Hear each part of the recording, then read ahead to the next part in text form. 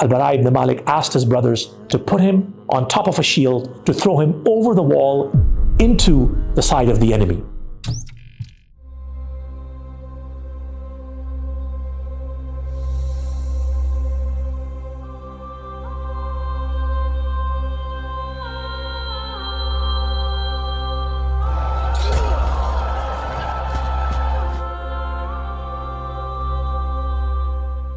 In our discussion on our 100 beloved Sahabi and Sahabiyat, we'll be talking about Al-Bara ibn Malik. He was the brother of Anas ibn Malik, the famous Sahabi who served our Prophet Muhammad ﷺ so closely. While Anas ibn Malik learned directly from the Prophet and he was the closest to him, Al-Bara ibn Malik was the closest to the front lines. He was the battering ram, the executor, the one who gets things done regardless of all the odds. He was not a very loud man.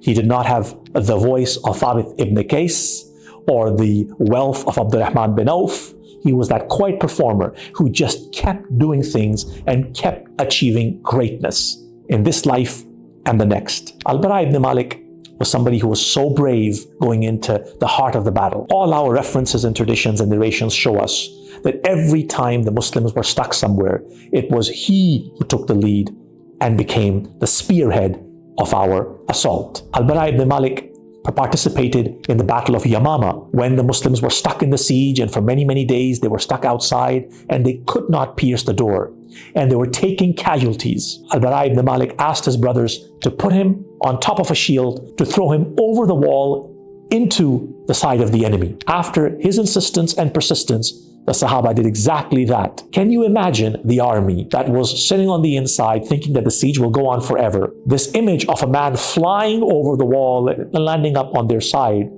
and then opening the door from the inside for the Muslims to arrive, taking 80 wounds on his body. The opposition, the enemy, had already lost the battle before the Muslims walked into the siege. Al-Bara ibn Malik, in the Battle of Tustar with the Persians, also demonstrated an example of leading from the front. What the army was doing were lowering red-hot hooks where they were capturing the Muslims and taking them upwards on their side. One of these hooks caught his brother Anas ibn Malik. With his own hands, knowing that this would probably be the end of them, Al-Bara ibn Malik releases Anas ibn Malik from these chains. In that battle is where he earns martyrdom. And Al-Bara ibn Malik in his life shows us that sometimes if you want to be able to break a deadlock or to get things done, you need to be able to take things in your own hand. Any business today cannot just survive on strategy or boardrooms or meetings where we sit down and talk about all the ways in which something cannot happen. Business needs execution.